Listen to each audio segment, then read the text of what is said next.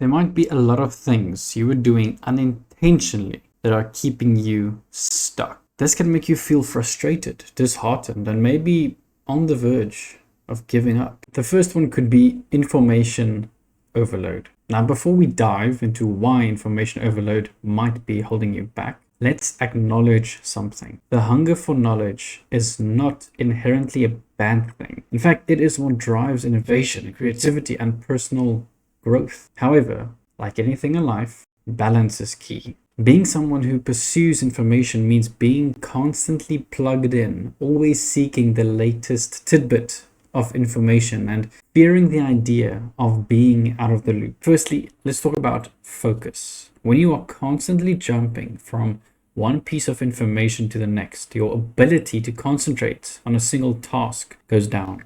Your brain is being bombarded with stimuli, making it difficult to maintain attention on anything for an extended period. As a result, your productivity takes a hit and you find yourself spinning your wheels without making any real progress towards your goals. Secondly, there's an issue of mental sharpness. Just like a muscle, your brain needs to rest and recover to perform at its best.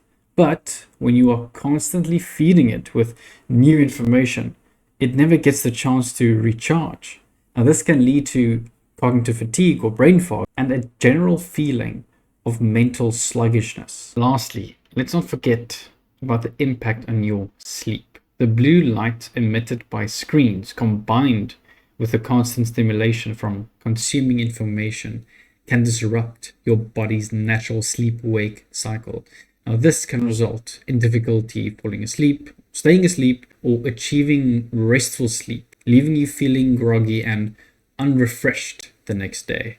Number 2, the knowing-doing trap. Are you feeling the tug of war between knowing what you should do for your personal growth and actually doing it? You're not alone. It is a challenge many of us face, which is the knowing-doing trap. You're passionate about self-development. You're committed to growth and you soak up knowledge like a sponge. And yet, when it comes to you putting that knowledge into action, you find yourself stuck. The knowing-doing trap is a state where we know what we need to do, but struggle to implement it in reality. It is like having a treasure map without the courage to set sail and find the gold. We are armed with knowledge, but we are not wielding it effectively. Now, in our information overload world, where we are bombarded with data from all angles, it is easy to get lost in the allure of learning. Each time we acquire new information, our brains reward us with a hit of dopamine. It's addictive, this rush of knowledge.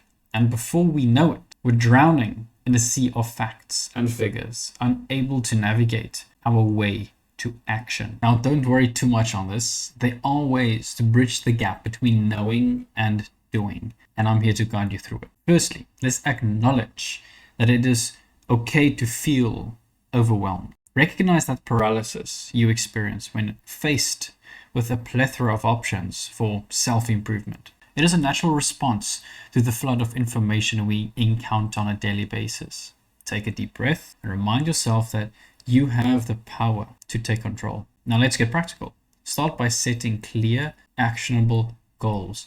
Break down your aspirations into smaller, manageable tasks. Want to improve your public speaking skills? Commit to practicing a new technique for 5 minutes a day. By making your goals specific and achievable, you are less likely to feel overwhelmed and more inclined to take that first step. The next one is hold yourself accountable. Share your goals with a friend or mentor who can provide support and encouragement. Better yet, find an accountability partner with similar aspirations. And together you can cheer each other on and celebrate your victories, no matter how small they may be. Remember, consistency is key. It is not about making giant leaps of progress overnight, but rather about taking consistent, incremental steps towards your goals. Treat self-development like a marathon, not a sprint. Keep moving forward, one step at a time, and before you know it, you'll have covered a significant ground. Embrace the power of habit. Incorporate your desired behaviors into your daily routine. until they become second nature. Want to read more books? Set aside a specific time each day for reading, whether it's during your morning commute or just before bed. By embedding these activities into your everyday life, you eliminate the need for willpower and make progress effortless. Lastly, don't be afraid to fail. Mistakes are inevitable on your journey of self-improvement, but they are also invaluable learning opportunities. Instead of viewing setbacks as roadblocks, see them as stepping stones for growth. Reflect on what went wrong, adjust your approach, and keep pressing forward with renewed determination. Number 3, achievement addict. The drive to constantly set and pursue goals can be exhilarating, but it can also leave us feeling perpetually unsatisfied. We achieve one milestone only to immediately set our sights on the next, never allowing ourselves to fully bask in our success. It's like running a race with no finish line, always pushing ourselves to go faster and further without ever stopping to catch our breath. Keep this in mind. Constantly chasing achievements can take a toll on our mental and emotional well-being. When our sense of identity becomes intertwined with what we do, we risk losing sight of who we are outside of our accomplishment. We start to believe that we are only as good as our latest success and that any moment of rest is a failure. How do we break free from the cycle of achievement addiction? It starts with recognizing that our worth is not defined by what we do, but by who we are as individuals. We are so much more than our accomplishments, and it's important to cultivate a sense of self-worth that is independent of external validation. Next, we need to learn to prioritize self-care and rest. Productivity guilt is a real phenomenon, but it's important to remember that rest is not a luxury, it is necessary. Taking time to recharge and rejuvenate is essential for our mental, emotional, and physical well-being. So the next time you feel guilty for taking a break, remind yourself that you deserve to rest and recharge, just like everyone else. It's also important to challenge our beliefs about time. Feeling like there is never enough time in the day can be overwhelming, but it's often a result of unrealistic expectations and perfectionism. Instead of constantly pushing ourselves to do more, to learn to prioritize and focus on what truly matters. This means letting go of the need to constantly be busy and instead embracing moments of stillness and quiet. Finally, we need to practice self-compassion and kindness towards ourselves. It's easy to fall into the trap of self-judgment and self-criticism when we feel like we are falling behind. But beating ourselves up will only perpetuate the cycle of achievement addiction. Instead, we need to learn to be gentle with ourselves and to celebrate our successes, no matter how small they may be. Number 4, multitasking. Are you someone who finds themselves constantly juggling multiple tasks, switching from one thing to another in a never-ending quest for stimulation? Do you feel like you need to keep things constantly moving to avoid the dreading feeling of boredom? If so, you might be stuck in the endless cycle of multitasking, and it is time to break free. Multitasking has become the norm. We are bombarded with stimuli from all directions, and our brains have adapted by learning to process multiple tasks simultaneously. But here's the catch. While multitasking may seem like an efficient way to get things done, it can actually be counterproductive. When we constantly switch between tasks, our brains are flooded with the dopamine, the feel-good neurotransmitter that rewards us for seeking out new information and experiences. It's like a hit of instant gratification, and it can be addicting. We become hooked on the rush of dopamine, craving more and more external stimulation to keep us engaged. But here's the problem. Constantly switching tasks actually undermines our ability to focus and concentrate. Our brains are not designed to handle multiple tasks at once. Every time we switch, we lose a little bit of our ability to concentrate. It's like trying to drive in rush hour traffic while constantly changing lanes. We end up going nowhere fast. So how do we break free from the cycle of multitasking and reclaim our focus and productivity? It starts with recognizing that multitasking is not the answer. Instead of trying to do everything at once, we need to learn to prioritize our tasks and focus on one thing at a time. One practical tip is to use time blocking to allocate specific periods of time to different tasks. Set aside dedicated blocks of time for focused work, where you turn off distractions and commit to working on a single task without interruption. This allows you to fully immerse yourself in the task at hand and make meaningful progress without the constant urge to switch to something else. Another helpful strategy is to practice mindfulness and awareness. Pay attention to your habits and tendencies when it comes to multitasking, and make a conscious effort to resist the urge to switch tasks impulsively. When you feel yourself starting to lose focus, take a deep breath and bring your attention back to the task at hand. Mindfulness techniques such as meditation and deep breathing can help train your brain to stay present and focused. It's also important to set boundaries and create a distraction-free work environment. Turn off the notifications on your phone and computer.